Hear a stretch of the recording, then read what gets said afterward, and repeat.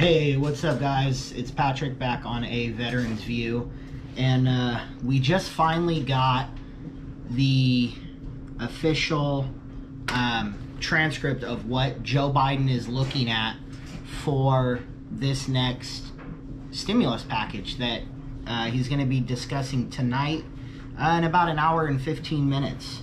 So I just kind of want to do a quick kind of run through down and dirty, and then later on tonight, after we actually get his full statement, then I'm going to come back through and do a much more detailed video, just fully breaking everything down, talking about a lot of the benefits, and also just kind of discussing how likely this will be to pass. Because with the route Joe Biden wants to go, not using the nuclear option or not using one of the budget reconciliation approaches to getting something like this passed, there's going to have to be a lot of buy-in from Republican senators.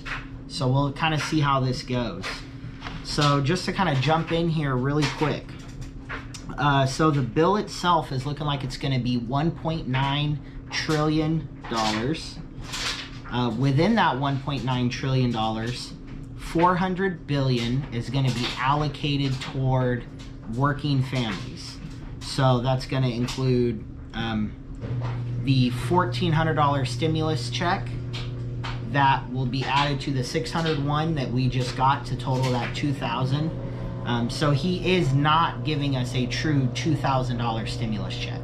He's really only adding $1,400, which was what the Cash Act that Congress tried to run through and that Mitch McConnell wanted nothing to do with.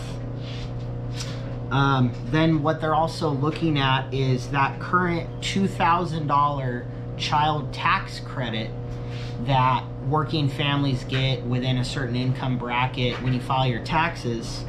He wants to increase that. So for any child under 6 that you claim on your taxes, that tax credit's going to go from $2,000 per child to $3,600 per child. Then any child age 6 up to age 17, that number is going to go from $2,000 per child to $3,000 per child. So that's going to be a huge boost come tax season. Something like that they probably would not be able to implement this year. I could be wrong. We'll kind of have to see how long something like this takes to pass. But that might be a potential to start next year. And once again, these are just Joe Biden's proposals.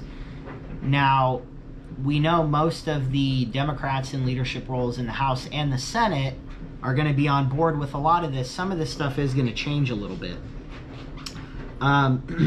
He wants to increase the federal unemployment from $300 per week to $400 per week. Now, the way this is going to work is we are still only going to get the $300 per week up until March 14th. Then after March 14th, that $300 per week is going to increase to $400 per week, and that $400 per week is going to carry us out until September 30th, which is the last day of the federal government's fiscal year. He also is encouraging, it's not necessarily in here, but he's going to encourage the House and Senate to look at putting automatic triggers in place with the unemployment, with the expectation that if the economy starts to take a hit and go south, these automatic triggers will be able to kick in and we'll get an increased amount of unemployment. He did not specify what that increased amount of unemployment would be, though. And once again, that's through September 30th of this year. Then the additional 15% SNAP boost that people were getting, that has also been extended to September 30th. He also wants to throw $40 billion to increase COVID testing, especially in your more remote and rural areas. And then here are kind of some of the big ones. These ones are probably going to be very difficult to get a lot of Republican buy-in on, but we'll see how that goes. $350 billion in state and local government funding. Now that's going to be a tough one because a lot of your Republican senators, especially, are very, very concerned that states are going to be using this funding to catch up on a lot of their mandatory expenses and issues that they have had in their own budgeting for pensions, stuff like that. So we'll kind of see how that goes. He wants to do $170 billion for school funding to pretty much help schools get where they need to be so that they can instruct kids safely in person. So everything that would come with that. Partitions and reducing class sizes, hiring more teachers potentially. Anything that can be included in there for school funding they're looking at. Now in terms of rental assistance, the rental assistance program, they are going to put additional funding into there. He did not specify the amount. But he wants to carry that out until September 30th as well. Mortgage forbearance is also being extended to September 30th.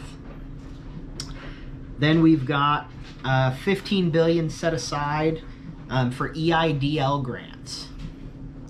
And then also, and this last one is going to be extremely hard to get Republican buy-in on, is in this